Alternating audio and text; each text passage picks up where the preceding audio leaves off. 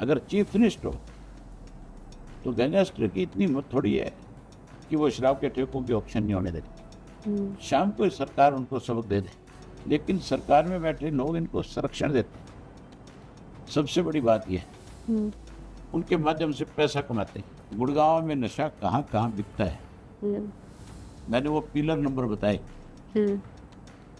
MG road के ऊपर भी, ये पिलर नंबर है।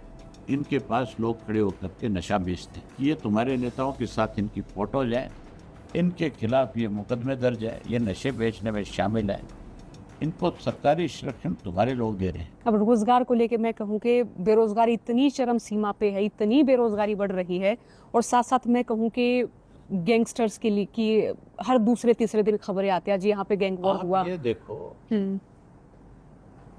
हरियाणा में जो जिले सबसे शांत से, जहाँ कभी कोई पत्ता भी नहीं हिलता था, कुरुक्षेत्र है, यमुनानगर है, करनाल है, अम्बाड़ा है, पानीपत है, ये हमारे सरसा, फतेहाबाद, हिसार, महेंद्रगढ़, रेवाड़ी, ये बहुत सारे ऐसे डिस्ट्रिक्ट थे जहाँ कोई गैंगवार नहीं था, कोई गैंगस्टर नहीं था।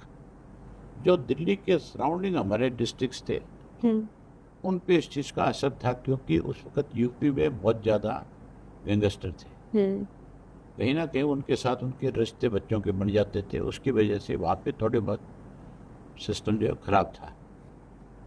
अब तो कोई जिला ऐसा नहीं है जहाँ कोई ऐसे लोगों की कमी हो। हमारे जिले में मुझे कोई बता रहा था, पीछे एक सर्च अभियान चलाया पुलिस ने इसके लिए, और 50 से ज़्यादा लोग पकड़े हैं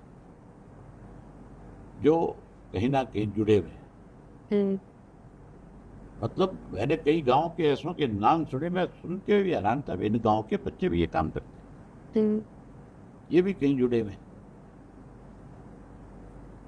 तो कोई गांव ऐसा बच ही नहीं रहा, कोई जिला ऐसा नहीं बच रहा। आप ये देखो, आज भी यमुनानगर के अंदर है, शराब के ठेकों की ऑप्शन जो है गैंगस्टर नहीं होने दे रहे, तो फिर सरकार कहाँ है? सरकार तो खत्म होगी।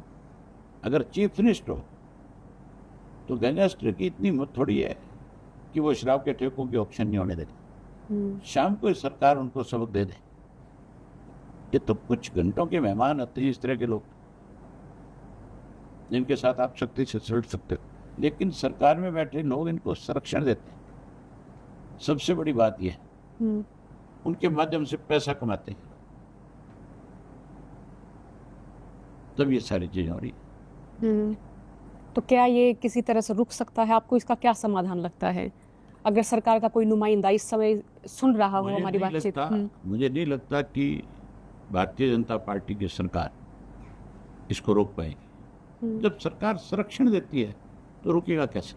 नहीं रुकेगा। और संरक्षण क्यों दिया जाता है? जैसे कि अब हर किसी व्यापार में होता है ना कि साझा के 80% हमारा, 20% तुम्हारा, मतलब कि इस तरह वाली पार्टनरशिप। मैंने ना जब मनोहर लाल खट्टर मुख्यमंत्री था तो सबूत के साथ, ये नहीं है कि कोई वैसे ही इलिगेशन लगाए थे। गुड़गांव में नशा कहाँ कहाँ बिकता है, मैंने वो पिलर नंबर बताए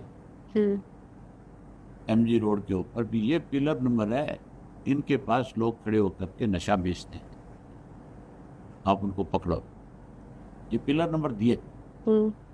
मैंने ये बताया कि किस किस जिले में कौन कौन आदमी नशे के कारोबार में शामिल है, जिनके फोटो दिए मैंने कि ये तुम्हारे नेताओं के साथ इनकी फोटोज है, इनके खिलाफ ये मुकदमे दर्ज है, ये नशे बेचने में शामिल है, इनको सरकारी संरक्षण तुम्हारे लोग दे रहे हैं।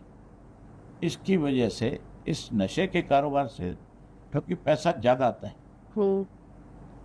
उनको लोगों की परवाह नहीं, उनको पैसा चाहिए, इसलिए उन्होंने आगे ऐसे गुर्गे खड़े कर दिए। वो गुर्गे जो है अब गैंगस्टर हो गए, उनके भी तो पैसा खून मुंह लग गया कि नहीं लग गया? ये सरकार की मेहरबानी है सर। अगर उनके साथ सख्ती करते हैं तो वो फिर उनको डराते भी आगे से, वो कहते हम तुम्हारी पोल खोल देंगे, हम बता देंगे कि तुमने हमें कहाँ का संरक्षण दिया। और एक धारणा ये है कि बीजेपी की एक और शाखा है, हम कहें कि RSS, अब आरएसएस के वर्कर्स इतने ज़्यादा हो गए हैं, या गांव देहात में हम देख रहे हैं कि इस तरह जो प्रचलन है वो राम राम से जय श्री राम का वो इतना ज़्यादा हो गया है कि अब आम लोगों का ये कहना है कि धर्म जो है या धार्मिक भावनाएं लोगों में और ज़्यादा विकसित हो रही हैं। भाजपा ने हम्म, और कांग्रेस ने, दोनों ने जात पात को रंग दिया। बीजेपी ने इसे कारोबार बना दिया। बीजेपी तो हर स्टेट के अंदर लोगों को लड़ा करके अपनी राजनीतिक ताकत बढ़ाती है। हरियाणा में है कि जाट और गैर जाट की बात करें, मुझे खुल के ये बात कहने में रेज नहीं है। बीजेपी का हर नेता जाट के प्रति जहर से भरा हुआ है और समय मिलते ही कटाक्ष करता है, खुल के बोलता भी उनके खिलाफ।